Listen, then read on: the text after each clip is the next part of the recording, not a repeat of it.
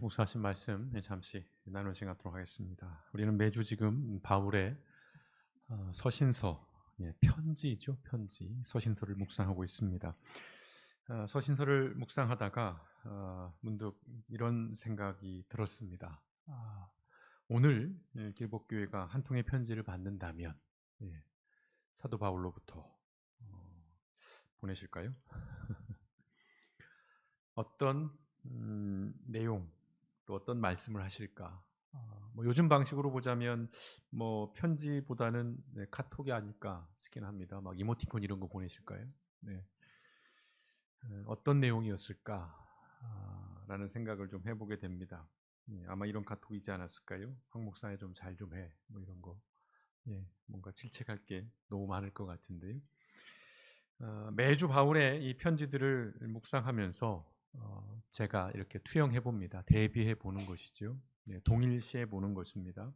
마치 저에게 또는 우리 교회에게 보낸 편지인 것처럼 그런 권면 또는 그런 어떤 질책, 책망으로 생각을 해보는 거죠. 그러면 저의 어떤 삶 또는 신앙 그리고 어떤 목회 그리고 길벗 교회 그리고 길법교회 우리 성도님들, 우리 가족분들에 대한 그런 생각들, 또 고민들, 또 그런 기도들이 더 많아지고 또 깊어지는 것을 느낍니다. 항상 그렇습니다만 정답을 알죠. 우리는 물론 때로는 정답을 모를 때도 있습니다만은 그러나 우리는 많은 경우 정답을 알고 있어요. 이런 경우 이렇게, 저런 경우는 또 이렇게. 그때그때마다 소위 교과서 같은 그런 정답들을 우리가 모르지는 않아요. 그런데 문제는 그 알고 있는 것을 삶을 통해서 살아내는 일이, 적용하는 일이, 실천하는 일이 정말 쉽지 않다는 것을 매일매일 실감하며 살아갑니다. 그래더러 좀 낙심이 돼요. 좀 침체에 빠지기도 하고 조금 사람이 냉소적이 되기도 합니다. 좀 더 들어간다면 좀 우울감도 느끼게 되는 것이고요. 그럼에도 또 한편으로는 그런 마음들이 있어요. 포기할 수는 없는 것이니까요. 멈출 수는 없는 것이니까요. 아직 가야 할 길이 우리에겐 있기 때문에 그런 것인데요. 그래서 생각을 해봅니다. 우리가 믿음의 여정, 믿음의 삶에서 필요한 것이 뭘까라고 했을 때 하나 떠오른 단어가 있었습니다. 우리가 2022년 카타르 월드컵을 기억하시나요? 그 월드컵 때 아주 유명해진 바로 그 말, 기억하십니까? 바로 중꺾마라고 하는 줄임말이죠. 저게 뭔 말이냐고 처음 보는 것처럼 대하시면 안 됩니다. 한때 너무도 유행을 했었죠. 중꺾마. 풀어보면 그것이었습니다. 중요한 것은 꺾이지 않는 마음. 좋은 말인데 무서운 말이기도 해요. 이것은 어떤 불굴의 의지, 어떤 열정을 강조하는 것이겠죠. 꺾이지 않는 어떤 마음이라고 하는 것이니까요. 그런데 저는 여기에 이제 믿음의 삶에서는 또 다른 뜻이 부여돼야 할 것 같습니다. 이 중꺾마의 또 다른 의미는 뭐냐면 중요한 것은 꺾여도 계속하는 마음. 저게 중요한 겁니다. 이 마음은 인내 그리고 끈기를 얘기하는 것입니다. 꺾이죠, 사실은 현실에서. 수없이 좌절을 합니다. 우리가 기도했던 대로, 우리가 소망했던 대로 이루어지지 않고, 이루어지지 않는 정도가 아니라 어쩌면 그렇게 누군가가 일부러라도 개입한 듯이 전혀 정반대, 내가 전혀 원치 않는 최악의 선택지가 내게 주어지는 그러한 일상들이 우리에겐 비일비재하게 일어납니다. 그래서 필요한 마음이 그때 필요한 것이 그럼에도 꺾여도 계속하는 또는 계속 가는 그 마음이 중요하다는 것이죠. 오늘 우리가 묵상하신 이 빌립보서 말씀이 이 안에 이 중꺾마 정신을 잘 담아내고 있습니다. 여러분들이 오늘 좀 시간이 되신다면 빌립보서를 한번 일독을 하셨으면 좋겠습니다. 4장인데요. 좀 짧기도 하거니와 아주 실질적인 말씀들이 좀 쉽게 기록되어 있는 말씀인데요. 오늘 좀 두루두루 그 말씀들을 좀 살펴보겠습니다. 일단 이 빌립보 교회는 바울이 2차 선교 여행 중에 개척한 첫 번째 교회입니다. 유럽에. 유럽의 첫 번째 교회예요. 상징성이 있어요. 그리고 매우 특별합니다. 유럽에 처음으로 바울이 개척을 한 교회예요. 그래서 1장 처음 인사말부터 보시면 바울이 얼마나 이 빌립보 교회와 성도들을 애틋하게 여기는지, 사랑하는지, 그리고 정말 얼마나 그들을 기뻐하고 있고 또 그것을 위해서 감사하고 있는지가 자세하게 드러나요. 특별히 이 빌립보 교회는 개척 초기부터 처음부터 바울을 재정적으로 후원했습니다. 바울이 기본적으로는 자립, 그 어떤 자기가 일을 가지고 텐트 메이커로서 그렇게 선교 활동을 했죠. 특별히 후원을 많이 받지 않고 본인도 일을 해가면서. 근데 이 빌립보 교회에서는 처음부터 바울에게 재정적으로 후원을 했어요. 무엇보다 바울이 투옥되었다는 소식을 듣게 되었을 때 빌립보 교회 성도였던 에바브로디도라고 하는 사람을 바울에게 보냅니다. 그리고 그 편에 후원금과 선물, 뭔지는 기록되어 있지는 않아요. 바울이 그 선물에 감사 인사를 하는 것이 빌립보서에 기록되어 있는데요. 그걸 전달해요. 근데 그 과정에서 어떤 일이 생기냐면 이 에바브로디도가 큰 병에 걸립니다. 거의 죽게 될 정도의 큰 병에 걸려요. 그러다가 극적으로 이제 회복이 돼요. 회복된 이 에바브로디도를 다시 빌립보 교회에 보내면서 이 편지를 손에 들린 거예요. 인사를 전하는. 자, 빌립보서는 자신에게 아낌없는 그 사랑의 돌봄과 후원을 베풀어준 그 교회에 감사를 전하기 위해 쓴 편지입니다. 기본적으로는. 그러면데 단순히 어떤 그런 사적인 감사만이 아니라 당시 빌립보 교회 또는 그 인근 그 지역에 항상 문제가 되었던, 우리가 이전에 서신서에서도 살펴봤었던 이른바 유대주의자들, 유대인이면서 예수 믿는 사람들이 여전히 유대인으로서의 정체성, 그 율법을 준수해야만이 크리스찬이 될 수 있다라고 주장하던 그 율법주의자들과 또 그로 인해서 생긴 도덕 폐기론자들, 우리가 한번 구원 받았어?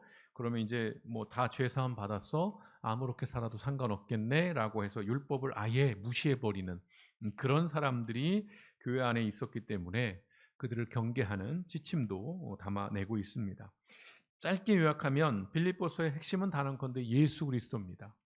In Christ라는 표현이 굉장히 많이 등장해요. 예수 그리스도, 예수 안에서라는 표현. 자, 1장을 짧게 말씀드리면 뭐냐면 인사를 담고 있어요. 그리고 성도들에 대한 사랑을 전합니다. 8절 말씀 보시면 내가 예수 그리스도의 심정으로 여러분을 얼마나 그리워하는지는 하나님이 내 증인이십니다. 예. 하나님 거는 거예요. 우리가 유치할 때, 뭐 맹세해 이럴 때, 뭐 하나님 걸게 뭐 이런 것처럼 바울이 얼마만큼 이 빌립보 성도들을 사랑하는지, 뭐 8절 한 절을 좀 상징적으로 이렇게 말씀을 드렸는데요. 그런 인사를 전하는 말씀이 담겨 있고 2장은 이제 그 성도들이 예수의 마음을, 예수님의 마음을 갖기를 간곡하게 호소합니다. 대표적인 말씀이 빌립보서 2장 5절 말씀. 빌립보서 하면 빼놓을 수 없는 말씀이죠. 여러분 안에 이 마음을 품으십시오. 그것은 곧 그리스도 예수의 마음이기도 합니다라고 하는 이 말씀. 예수님의 마음을 이들이 품기를 간절히 호소하는 것이고요. 3장에서는 예수님을 더 알기를 강력하게 호소합니다. 예수님에 대한 지식. 그래서 바울이 얘기하죠. 내가 온갖 공부 다 했고 나 스펙 대단한데 그거 다 나 똥으로 여겨. 배설물로 여겨. 내게 가장 귀한 건 뭐냐? 예수 그리스도를 아는 지식이 가장 내게는 귀해. 고상해. 그런 고백이 담겨 있어요. 10절에 보시면 2장 10절, 3장 10절에 내가 바라는 것은 그리스도를 알고 그분의 부활의 능력을 깨닫고 그분의 고난에 동참하여 그분의 죽으심을 본받는 것입니다. 라고 그렇게 얘기를 해요. 그리스도를 알기를 간절히 호소합니다. 그리고 4장에서는 예수님의 평강을 기원해요. 성도들의 마음속에 그 예수님의 평강이 깃들기를 누리기를 기원합니다. 4장 9절 말씀. 그리고 여러분은 나에게서 배운 것과 받은 것과 듣고 본 것들을 실천하십시오. 그리하면 평화의 하나님께서 여러분과 함께 하실 것입니다. 그들에게 평강을 기원합니다. 빌립보 교회를 향한 바울의 관심은 여러분들이 한번 쭉 읽어보시면 단박에 드러납니다. 온통 예수 그리스도 안에서 사는 삶이에요. 바울은 여기에만 관심을 둡니다. 다시 말씀드려요. 예수 그리스도 안에서 사는 삶. 바울은요, 그의 삶 전체가 예수 안에서 사는 삶이기를 항상 갈망했어요. 그 자신이. 그리고 그걸 성도들에게 이제 촉구하는 거예요. 예수님의 마음, 예수님의 태도로 살아가기를. 그것이 구체적으로 어떤 말씀이냐? 빌립보서 2장 5절에서 11절의 그 말씀. 그는 하나님의 모습을 지니셨으나 하나님과 동등함을 당연하게 생각하지 않으시고 오히려 자기를 비워서 종의 모습을 취하시고 사람과 같이 되셨습니다. 그는 사람의 모양으로 나타나셔서 자기를 낮추시고 죽기까지 순종하셨으니 곧 십자가에 죽기까지 하셨습니다. 그러므로 하나님께서는 그를 지극히 높이시고 모든 이름 위에 뛰어난 이름을 그에게 주셨습니다. 그리하여 하늘과 땅과 땅 위 아래에 있는 모든 것들이 예수의 이름 앞에 무릎을 꿇고 모두가 예수 그리스도는 주님이시라고 고백하여 하나님 아버지께 영광을 돌리게 하셨습니다. 라는 말씀. 이 말씀은 사도 바울이 처음 한 말씀은 아니에요. 당시에 교회 안에 전통적으로 내려오던 예수 그리스도에 대한 찬가의 한 부분을 바울이 인용을 한 부분이긴 한데요. 이 내용을 요약하면 이런 것이죠. 예수님은 하나님 앞에 겸손하셨다는 거예요. 자신을 주장하지 않았다는 것이고 온전하게 순종하셨다는 것입니다. 그 결과가 뭐예요? 하나님께서 그런 예수님을 높여주셨다는 것입니다. 모든 이름에 뛰어나게 하셨다는 것. 높여주신 거예요. 예수님이 자신을 낮추니 하나님은 높여주신 것입니다. 그리고 그 결과는 또 뭡니까? 이게 최종 결과죠. 하나님은 영광을 받으셨다는 것. 이게 궁극적인 목적인 것입니다. 이게 예수 안에 사는 삶의 목적이에요. 우리가 예수 안에 살면서 나의 삶이 높임을 받고 내 삶이 좀 더 나아지고 진보하고 내 삶이 좀 더 풍요로워지고 내 안에 평안이 있고 이것 또한 중요한 목적이지만 이 또한 과정이라는 거예요. 이걸 통해서 그러한 나의 삶을 통해서 결국에 도달하고자 하는 목표는 하나님께 영광인 거예요. 하나님께 영광인 것입니다. 이게 우리의 존재 목적이기도 하고 우리의 신앙의 목적이기도 한 것이죠. 그래서 바울은 얘기하는 거예요. 어떠한 상황에서도 이러한 삶의 방향성, 그 태도 포기하지 말라는 것이죠. 그러면서 빌립보 성도를 향해서 이렇게 권면해요. 오늘 본문 말씀이 이제 그 빌립보서의 결론이면서 예수 안에 사는 삶을 위한 구체적인 지침이라고 할 수 있는데요. 네 가지를 봅니다. 네 가지 당부를 해요. 짧게 살펴보면 이렇습니다. 첫째는 굳게 서라라는 권면을 합니다. 4장 1절. 그러므로 사랑하고 사모하는 나의 형제자매 여러분, 나의 기쁨이요 나의 면류가 아닌 사랑하는 여러분. 바울이 얼마나 교인들을 깊이 사랑하고 있는지를 오늘 이 말씀에서 볼 수 있어요. 그러면서 뭐라고 말씀해요? 이와 같이 주님 안에 굳건히 서 계십시오 라고 이야기를 합니다. 굳게 선다는 말이 성경에 도처에 등장을 해요. 바울의 서신서에도 우리가 이미 살펴봤던 고린도서나 에베소서에 또는 갈라디아서에도 계속 이게 등장을 해요. 자, 굳게 선다는 것, 두 발을 딛고 서는 것이죠. 옛날의 이미지를 보자면 군인들의 이미지를 말하는 거예요. 옛날 군인들은 서서 싸웠죠. 대부분. 물론 지금도 서서 싸웁니다만 상징적인 것이죠. 서로 대항하는 대오를 만들어서 그때 굳게 서는 것. 두 발을 굳게 서고 시선을 굴고 가슴을 펴고 당당하게 서 있는 그러한 것들. 굳게 선다는 것은 의지와 열정이 필요한 일인 것입니다. 분명 그렇죠. 그래서 우리는 매일 아침에요. 믿음의 삶을 결단하고 다짐해야 하는 것입니다. 아침에 일어나시면 그런 생각을 해보십시오. 오늘도 내가 믿음으로 살아보자. 오늘도 내가 예수 안에서 살아보자 라고 하는 것이죠. 그런데 이보다 더 중요한 것은 실천이에요.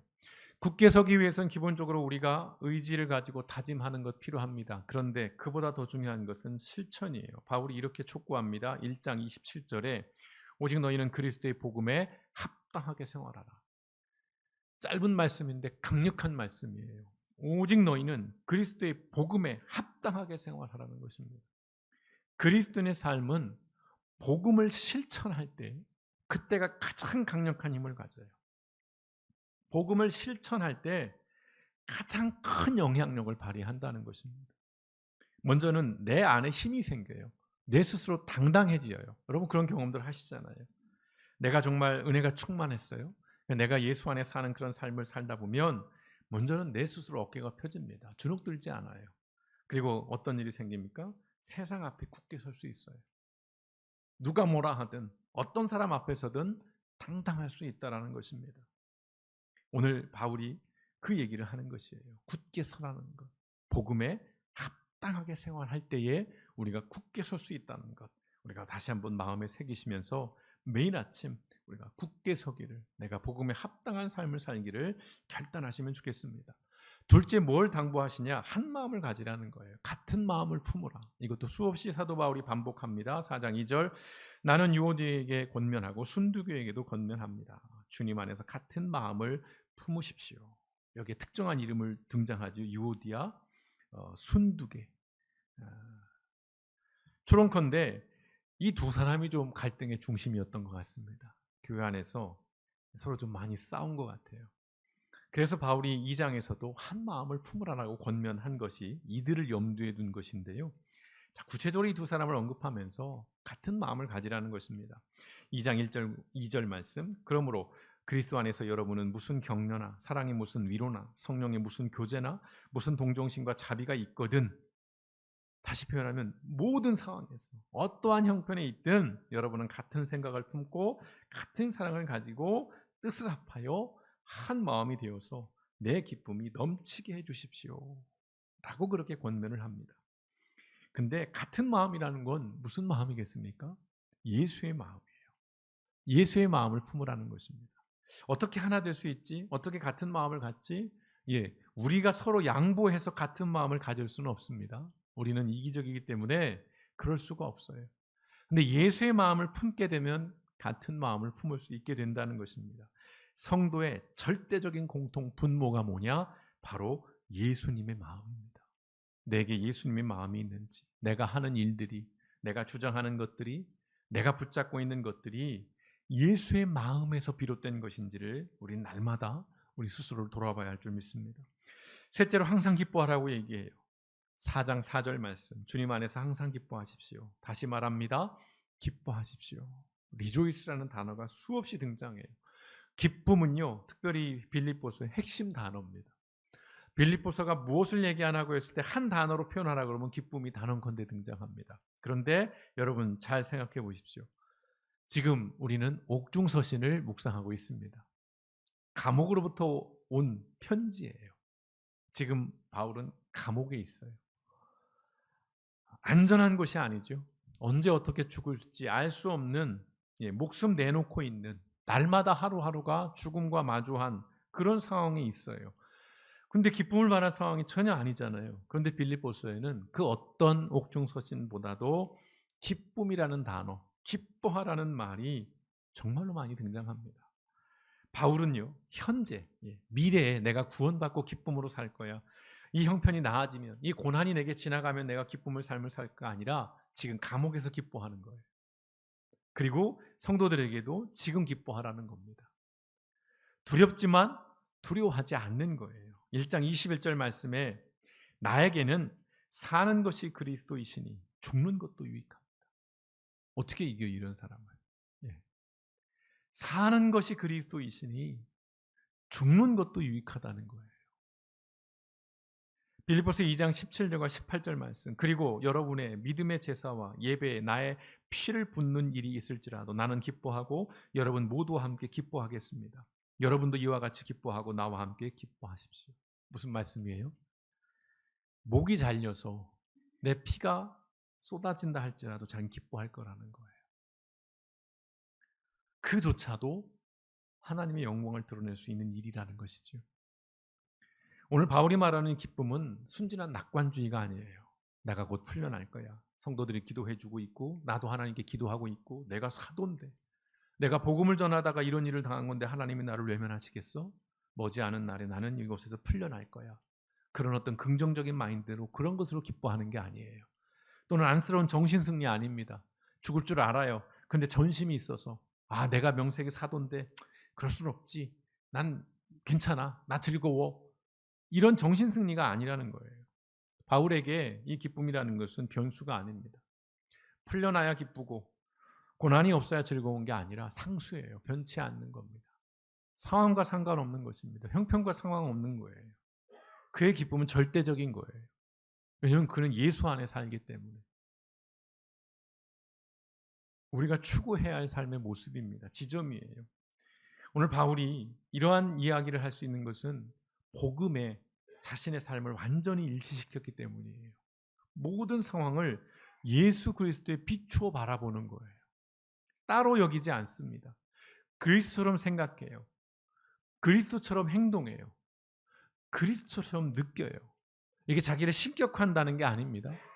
그만큼 철저하게 예수님을 생각하면서 그 예수 안에서 녹아져서 바울이 살아가고 있다는 것입니다. 이것이 우리가 지속적으로 추구해야 할 삶의 방식이고 태도라는 것입니다. 우리가 자꾸만 세상의 욕망에 이끌려 살아가다 보면 기쁨은 언제나 변수예요. 오늘은 기뻤다가 내일은 절망합니다. 나에게 조금 좋은 일이 있으면 기쁨이 생기는 게 사람의 당연한 마음이에요. 그러나 그리스도인은 그렇지 않다는 것이죠. 항상 한결같을 수 있는 것, 어려운 말씀입니다. 자꾸만 욕망을 추구하며 살면 우리 인생은 자꾸 변수예요. 상황에 따라서 수시로 바뀌는 것입니다. 삶을 세우는 것이 아니라 그런 삶은 자꾸 우리를 허물게 되는 것이죠. 주 안에서의 기쁨을 욕망하라는 것. 이것이 오늘 사도 바울이 우리에게 주는 당부인 것입니다.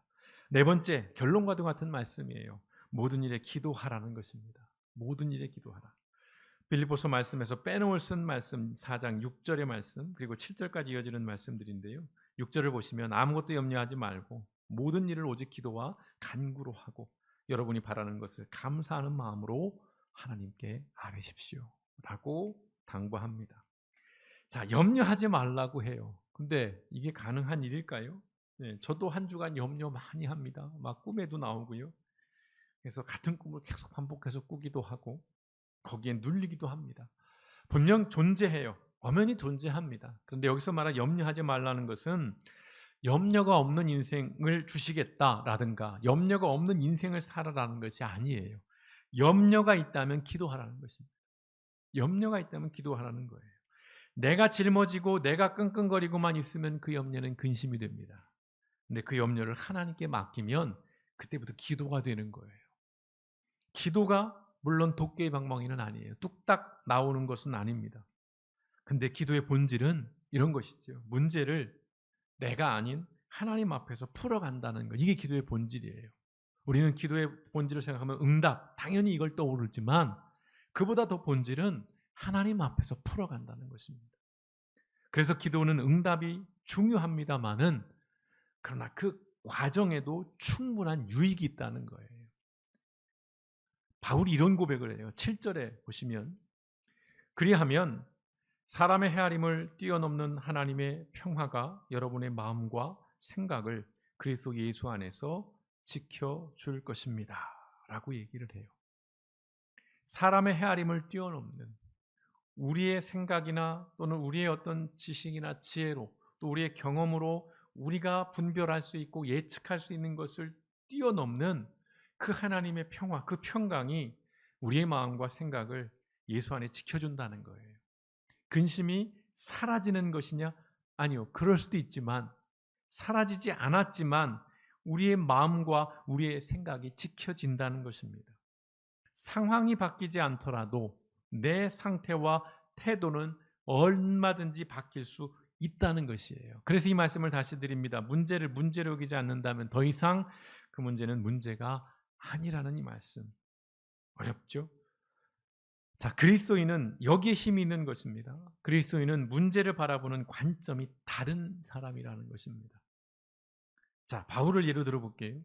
바울에게 감옥은 아무 문제가 아니었습니다. 오히려 어떻게 고백을 하냐면요. 1장 12절에 이렇게 고백합니다. 형제자매 여러분, 내게 일어난 일이 도리어 복음을 전파하는 데에 도움을 준 사실을 여러분이 알아주시기를 바랍니다. 감옥에 갇혔어요. 그러니까 빌립보 교회 성도들이 얼마나 걱정을 하겠습니까? 큰일 났다. 사도 바울 어떡하냐. 이제 죽을 수도 있고 발을 동동 구르면서 야 이거 너무너무 이거 어떡하냐 하지만 그래서 얘기하는 거예요. 형제자매 여러분 너무 두려워하지 말고 걱정하지 말고 염려하지 마세요. 내게 일어난 일이 도리어 복음을 전파하는 데 도움을 줍니다. 다시 말씀드려요. 정신승리 아니에요. 헛소리 아닙니다. 바울은 감옥에서도 복음을 전합니다. 그래서 간수가 교도관이 예수 믿는 일이 벌어졌잖아요. 사도행전에 자세한 사실들이 기록되어 있습니다. 상황이라는 것, 문제를 바라보는 관점, 예수 안에서 바라본다면 충분히 다르게 될 수 있다는 것입니다. 그런 의미에서 기도는 매우 강력한 무기예요.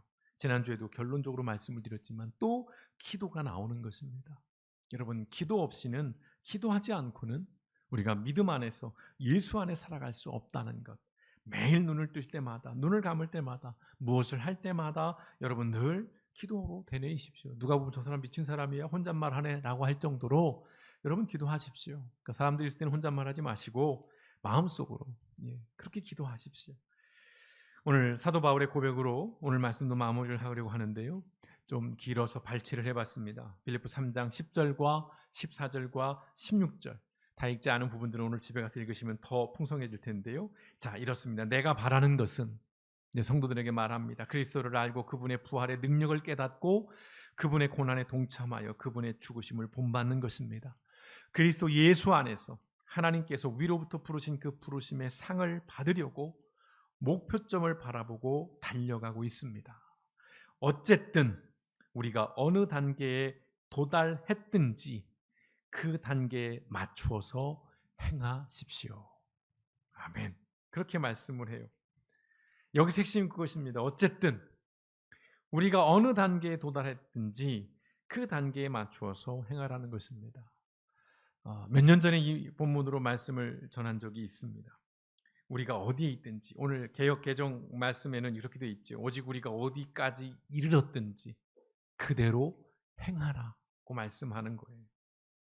중꼭말을 이야기하는 것입니다. 지금 여러분이 어디에 있는지 사람마다, 여러분 성도들마다 다 다를 거예요. 믿음이 좀 더 진보한 분도 있고, 여전히 제자리에 있는 분도 있고, 또는 뭐 어제보다 지난해보다 뒤로 조금은 퇴보하신 분도 있을 것이에요. 믿음 안에 더 들어간 분도 계시고, 좀 회의감이 들고 이런저런 어려움으로 인해서 좀 꺾인 분도 있을 것입니다. 여러분이 서 있는 자리가 어디이든 중요한 것은 뭐냐면 그 단계에서 거기서 계속 가라는 거예요. 그대로 행하라는 것입니다. 포기하지 말라는 거예요. 중꺾마. 핵심은 의지인 것 같지만 본질은 목표예요. 목표가 분명해야 이 중꺾마, 포기하지 않는 것이 의미가 있는 것입니다. 목표가 무엇이냐에 따라서 중꺾마라는 것은 축복이 되기도 하지만 재앙이 되기도 하는 거예요. 지도자가 잘못된 목표를 설정합니다. 히틀러가 우리가 세계 지배자가 될 거야. 그래서 독일 사람들을 막 흥분시키고 자극시켜가지고 전쟁을 일으켰어요. 그 결과가 뭡니까? 패망이죠. 꺾이지 않았어요. 히틀러는요. 정말 불굴의 의지로 싸워 나갔습니다. 목표가 잘못됐어요. 그래서 망한 것입니다. 목표가 중요해요. 성도의 목표는 뭐겠습니까? 내가 더 잘 살고, 내가 더 부유하고, 내가 더 평안하고, 그걸 목표로 삼으십시오. 그런 건 하나의 과정인 것이죠. 궁극적인 것, 예수 안에서 살아가는 것입니다. 이 마음이 꺾이지 않았으면 좋겠어요. 여러분의 상황이나 여러분의 환경으로 인해서. 지금 여러분이 어디에 계시든 여러분 꺾이지 마시고, 설령 잠시 꺾였을지라도, 잠시 넘어졌을지라도, 그럼에도 그 자리에서부터 끝까지 다시 굳게 서서 믿음의 삶을 주님이 오시는 그날까지 살아가시기를 주님의 이름으로 축원드립니다. 함께 기도하시겠습니다.